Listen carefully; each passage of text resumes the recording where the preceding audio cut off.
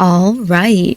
Hello, friends, and welcome back to another exciting episode of Dreambound.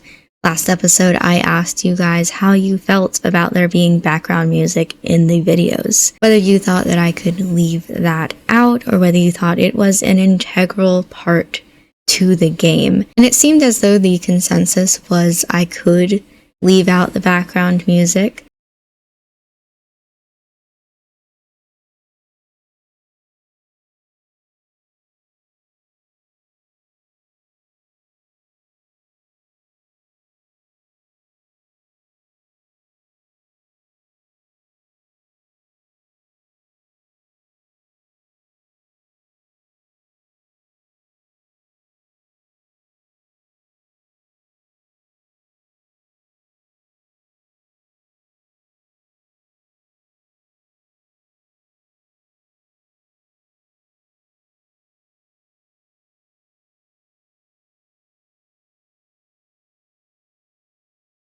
His eyes slowly adjusted to the lack of light. But that wasn't all. In front of him, a painting was half complete. Mountains made of clouds, and a cascading light that touched every corner. Noah raised his hand, which already held a brush, instinctively. One stroke, then another, then a flurry of them. His eyes followed the place he'd just been, yet also hadn't. Where a familiar face had existed, even if only for a moment. The ache in Noah's heart didn't subside, even as his mind was occupied with his painting. When Noah had finally finished, the sun had already begun to peek over the horizon, like a gentle but sad smile. Not that he could tell, locked away in this cave he called his home. Noah set the paintbrush down and stared at his creation. He could almost feel the wind blowing his hair all over his face, the clouds beneath his feet. Both real sensations he'd felt in a world he believed unreal. A world he still believed unreal, yet the words of a certain man named Crow still weighed heavily on his mind. Shaking his head, he stood from his place in front of his easel and walked into his kitchen. His steps into the darkened kitchen were slow and drawn out. Noah's mind felt hazy, slightly dizzy from the lack of sleep. The room was still exactly the same as he had left it. He didn't have anyone to clean up after him anymore. And in a way, he'd come to like the cluttered mess. It felt like a reflection of himself. With a drawn-out sigh, he wandered towards the fridge. Hand extended, he paused. Stuck to the front was a sticky note, okay? I've paid your bills. Kane. A heavy feeling weighed down Noah's chest. After all this time, Kane was still here for him, even when he asked him not to be.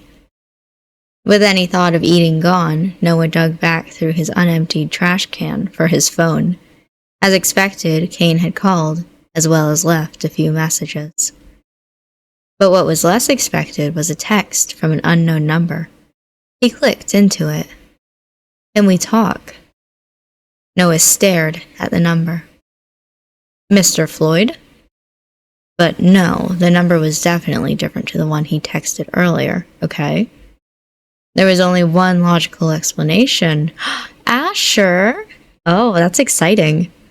Everyone wants to talk these days, huh? I really want them to be good friends.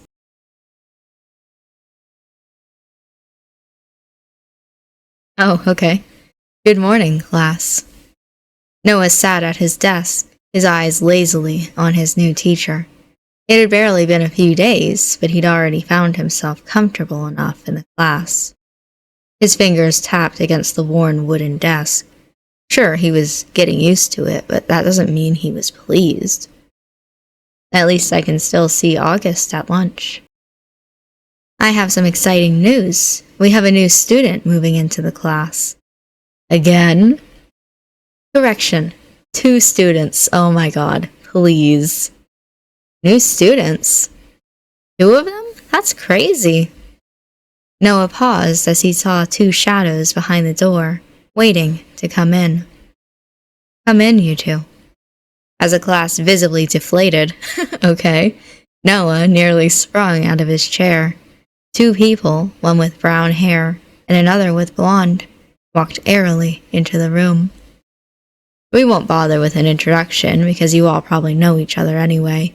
Kane and August are joining us from class 2-3. Oh my god.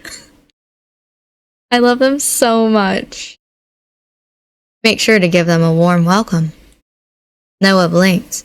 Once, then again, then a few more times, for good measure. The two walked into the classroom and took the spare desks, August on his left, and Kane behind him. August, with the same smile that reminded Noah of a sunrise, waved discreetly to him. Now with that out of the way, let's get right into modern world history. Yippee! Miss Rose, dressed impeccably, turned her back and lifted the whiteboard marker up, ready for the lesson to begin. With her back turned, Noah scribbled down a message on a ripped-out corner of his workbook that read, "I can't believe you managed this." He paused for a moment before adding in one of August's signature smiley faces with a nose. As inconspicuous as possible, Noah balled up the piece of scrap paper and tossed it towards August's desk, where it landed without a sound.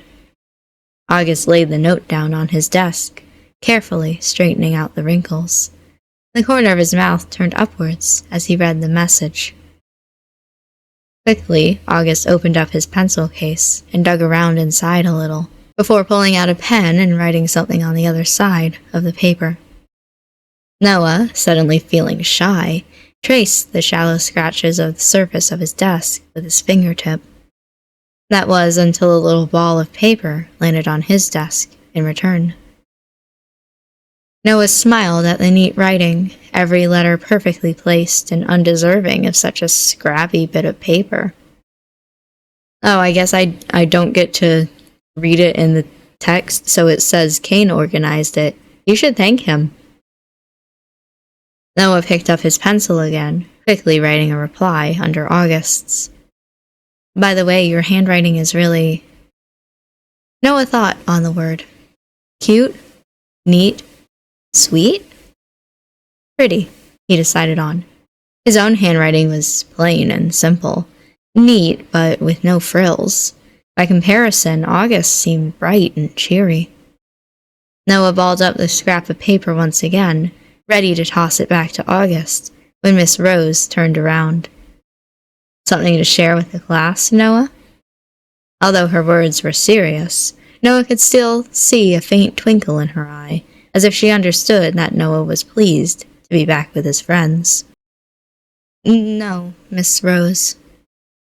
Red in the face, Noah shoved the note back into his pocket, all the while burying his face back in his textbook. Miss Rose, unfazed, carried on with the class until the bell rang for lunch. Most of Noah's new classmates quickly shuffled out of the classroom, whether in a rush to get something from the cafeteria or a rush to get away from their schoolwork. August stretched out his shoulders and neck with a drawn-out sigh. Before Noah had a chance to move, Kane had already approached his desk with an award-winning grin. How in the hell did you make this happen? Not bad, huh? Go on, praise me some more. Don't push it. But seriously, how? It was no big deal. Really? If this isn't a big deal to you, I would love to see what is. August saddled up to stand beside Kane, the two of them laughing at their joke. Noah couldn't help but notice that the two seemed closer than before. My mom organized it. I don't ask her for much, so she was happy to oblige, I guess. In the end, I think a complaint was lodged against Mr. Floyd. Okay. The principal let the two of us move to this class since our parents insisted. So, Mr. Floyd just gets, worse and worse? Well, that's not very nice. Noah kicked at the wooden floor, his foot gliding across the polished boards. He deserved it anyway. They should hurry up and fire him already. Look, are you going to tell us what happened? Noah winced. What could he say? He pretended to be my friend, but then told my parents everything I said. I trusted him. Just what could you have told him that would cause this kind of reaction? I'm not ready to tell anyone yet. Alright, fine. But I'm always here to talk to, okay? Noah waved his hand dismissively. Yeah. Me too. You know I'm always happy to listen. At some point, both August and Kane had pulled over their chairs and sat down. Thanks, August. Really. With a sigh, Kane dug around in his backpack looking for something before presenting 2 almost matching lunchboxes. He slid one over the table to Noah, who looked at it in surprise over his flattened sandwich. What's this about? I was doing some cooking and thought you could use a pick-me-up. Kane's famous cooking? Kane blushed a little, but was obviously enjoying the praise. It's nothing exciting, don't get your hopes up. Noah's stomach rumbled as he opened up the lunchbox and peered at the contents. The smell filled the room, making everyone's mouths water. It smells amazing. You know, Kane wants to be a chef when he's older, really. Come on, I'm not good enough to be a chef. Oh, shut up, you know you are. By the looks of it, I'd say you definitely are. I mean, if it tastes as good as it smells. I'll make 3 next time, then. Why wait, you can try some of mine. Really? Of course. Without a second thought, Noah raised the fork up towards August. Instantly, he recognized his mistake. What am I doing? But before he could move his hand, August took a bite. I used that fork first. It's almost, stop thinking, Noah. Delicious. You really are amazing, Kane. I want to try some too. Bitch, you have your own. You have your own lunchbox. I'm not sharing. Then I'll just bring 1 lunchbox next time. Oh, wait, does this mean the sleepover is off the table? Looks like it, since my parents told me I'm not allowed to hang out around August anymore. The room went silent. Kane and August's eyes locked in on Noah's face as the realization hit about what he just said. Shit. Why me in particular? I didn't mean to... It doesn't matter anyway. I'm going to hang out with you if I want to. Both of them still stared at him, unwavering. My parents don't really like you. But I've never even met them. They met your dad. Why don't they like me? I guess they said something like you were too girly or something? I don't know, I don't care what they say. Oh. But I mean, they don't even know you, and like, even if you were... Noah instantly shut up. The warm smile he had come to know so well had fallen off of August's face. Well, we can always have a sleepover another time. Kane laughed, but anyone could tell it was forced. The 3 sat in silence, finishing their lunches before the bells rang. August and Kane went back to their desks, leaving Noah alone with his thoughts. Fuck. I wish I didn't say anything.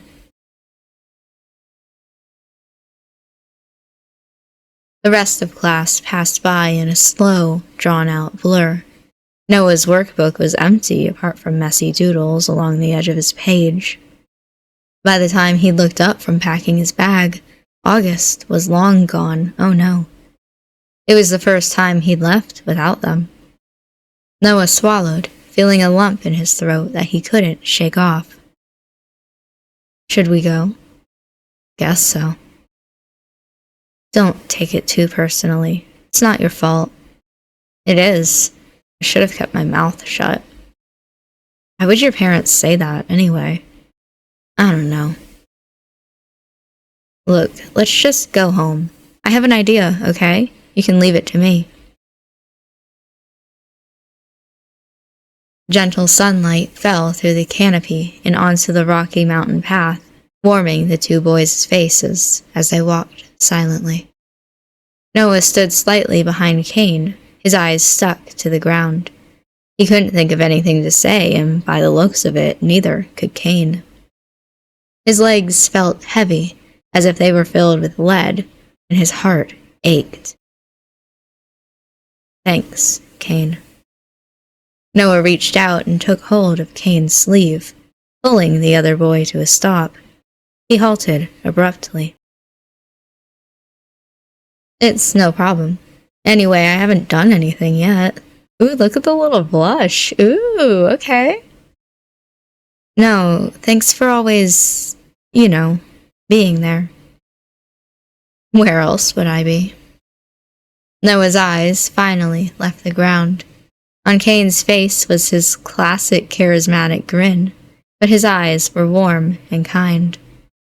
"You're my best friend. You better not ever forget that." "You wouldn't let me forget that even if I wanted to." "I guess you're stuck with me." "Guess so." Feeling a little brighter, the two continued their trek. Quietly, Cain's fingers traveled down to where Noah had held on just a moment before. "Noah." Before his mother could get a word in edgewise, Noah retreated to his room and slammed the door hard. His only wish was that he could lock it from the inside. A pointless act in itself, seeing as the door could be unlocked easily from the outside. Noah waited a moment with his ear to the door, waiting for the stomping of his mother coming to berate him for being so rude, but they never came. With a sigh, he sunk down to the ground, resting his back against the door. "I'm an idiot. Maybe I can make it up to him somehow. I could draw a picture of him. He does have that photo of me. Maybe that's too lame." With his mind still undecided, Noah stood from his wooden floor and made his way to his desk, carefully stepping over the cushions that sat on the ground. Collapsing on his chair with a spin, he stared at his room. Furniture his parents chose, art on the walls that they'd placed there. A picture-perfect showroom. But it never felt like his. It never felt like him. The only place that felt like home was here, at his desk, where his art books were kept. Panic set in.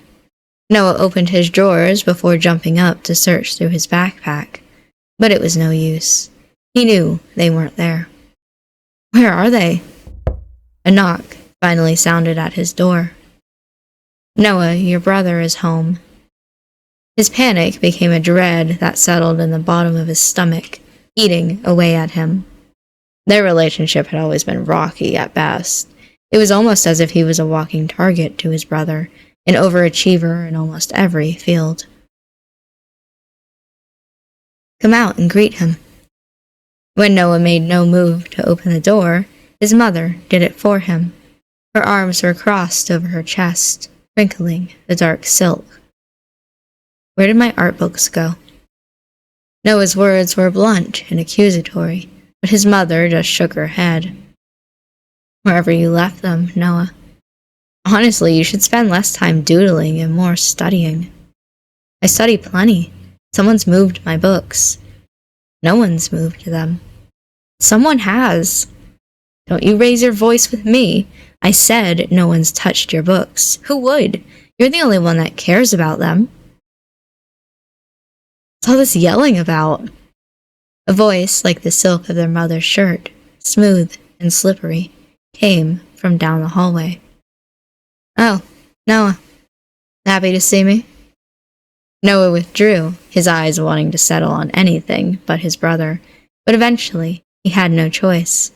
With an emotionless voice, he answered, Welcome home." His voice held a kind of charisma that many people had fallen for, despite the iciness that hid behind it. "Have you seen my sketchbooks?" "Sketchbooks? You're still wasting time with that stuff?" "Huh. Let me think." Asher paced back and forth in mock thought. "Oh, were those the books on your desk?" "Yes, did you see them?" "Oh, that's too bad. Dad told me to take out the trash, so I thought you wouldn't want them."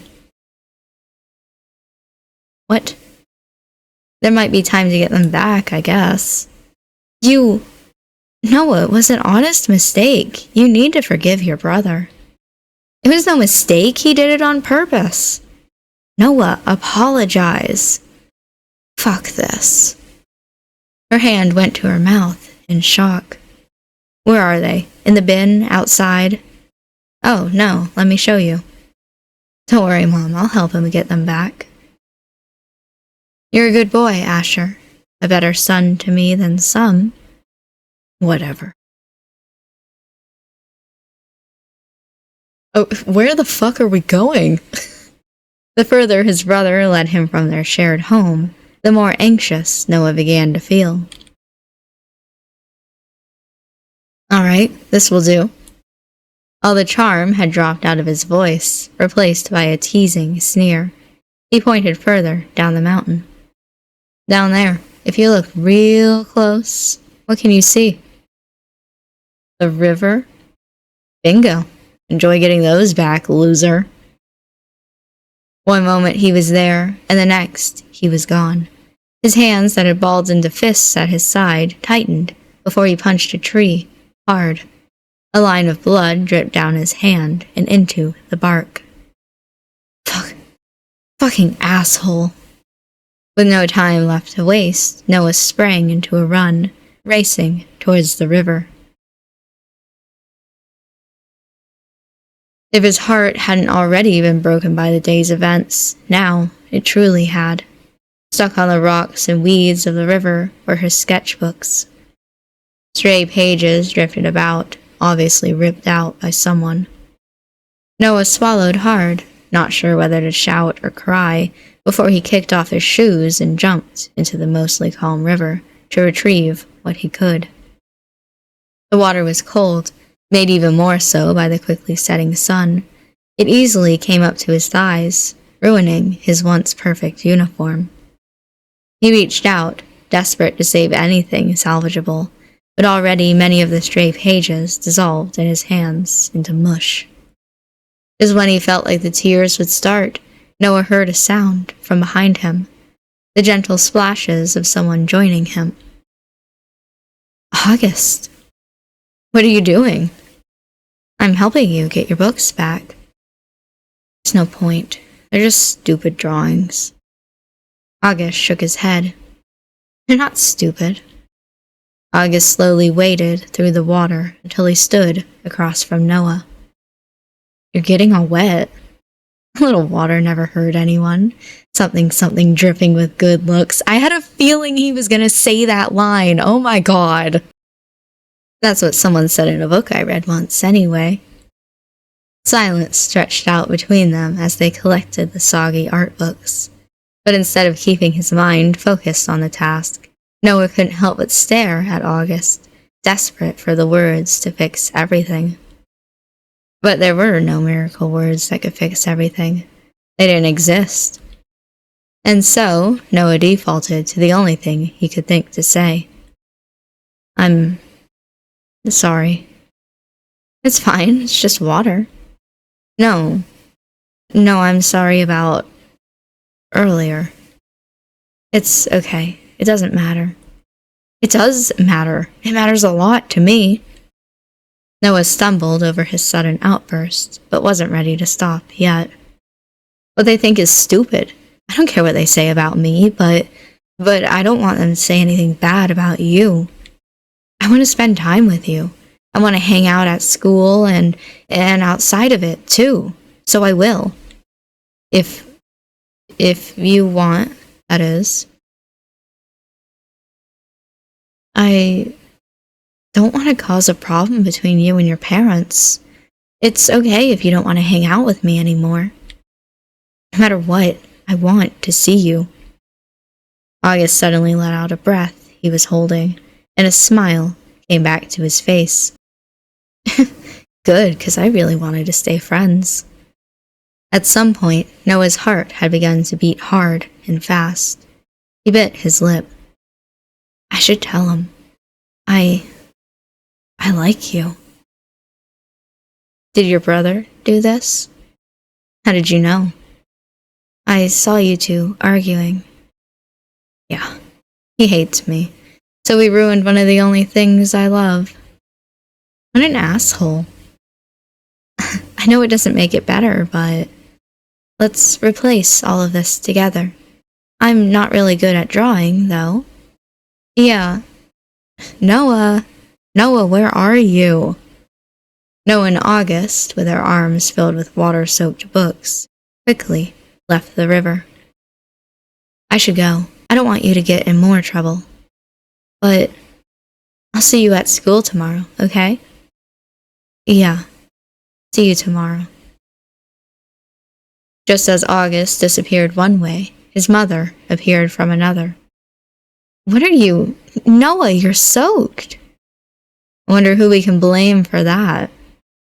You can't shift the blame for everything that happens in life, Noah. He did it. He threw all of my art books into the river, and now they're all ruined. I'm sure it was an accident.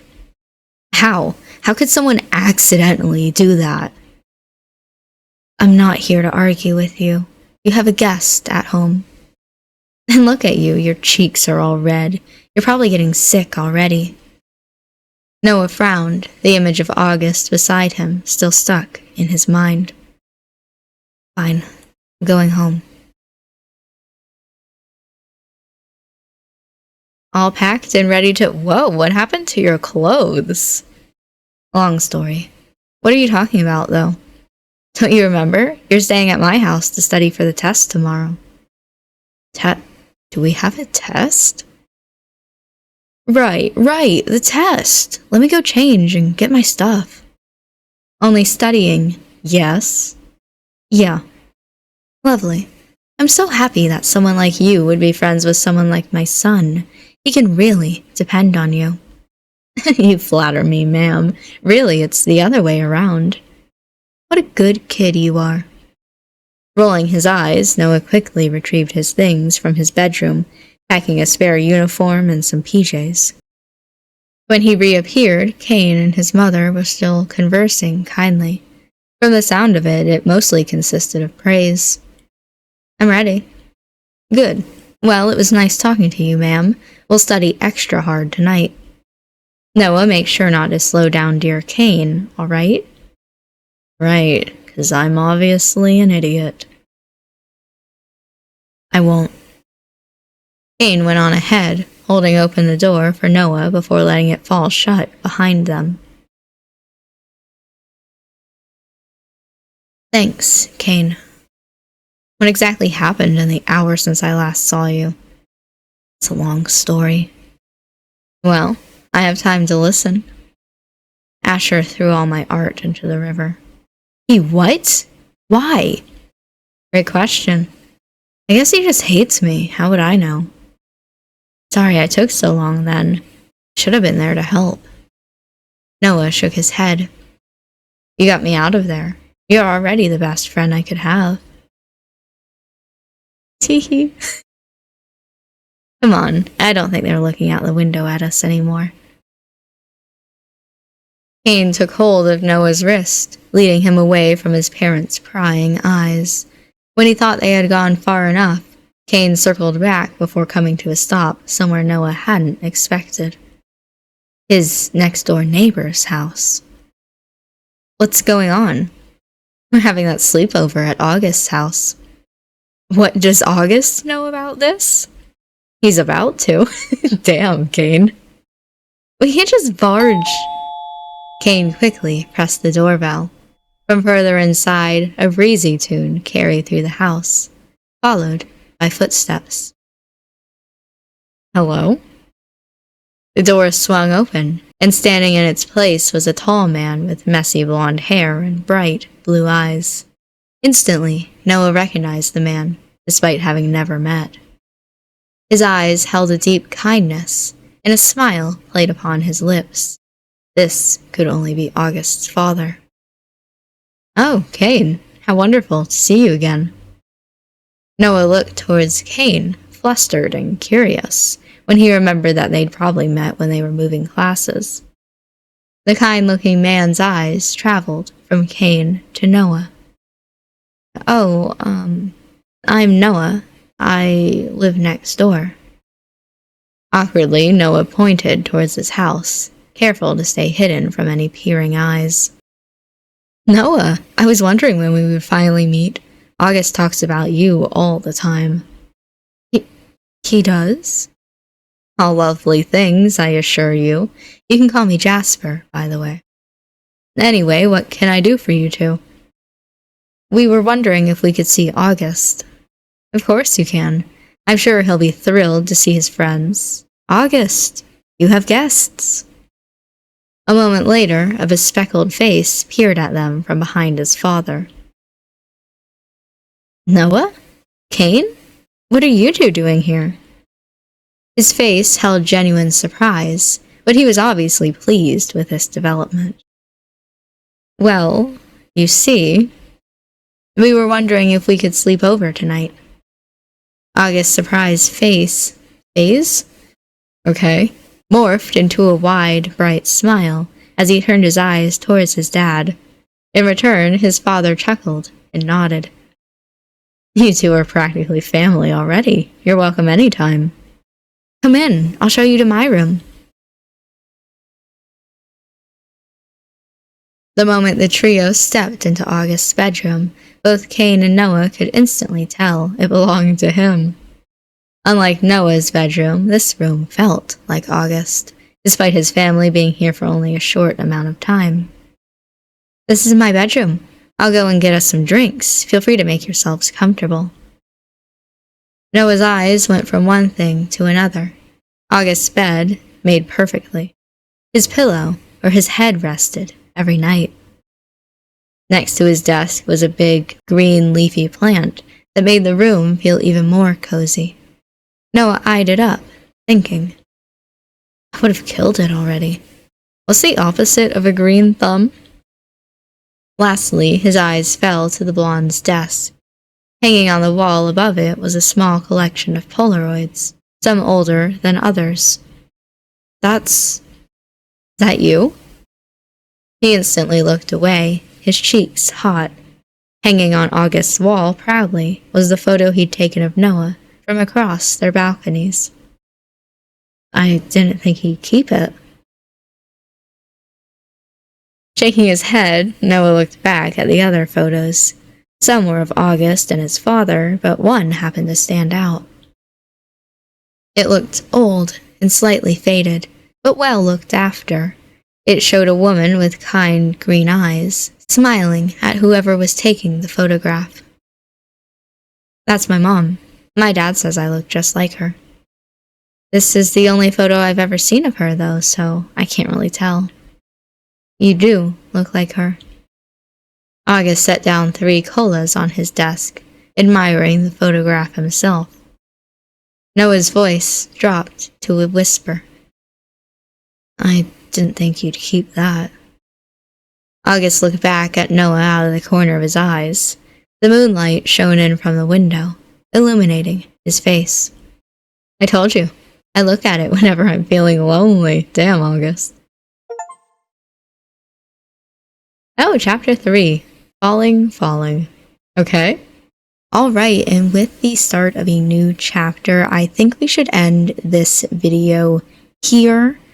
Seems thematically appropriate to end this episode here. I am certainly excited to get into a new chapter, and I hope that you guys are as well, excited to see more of this game, but I'm gonna have to go for now, and that will be in the next episode. So, thank you for watching this video. I hope that you enjoyed it, and I will see you in the next episode for some more Dreambound.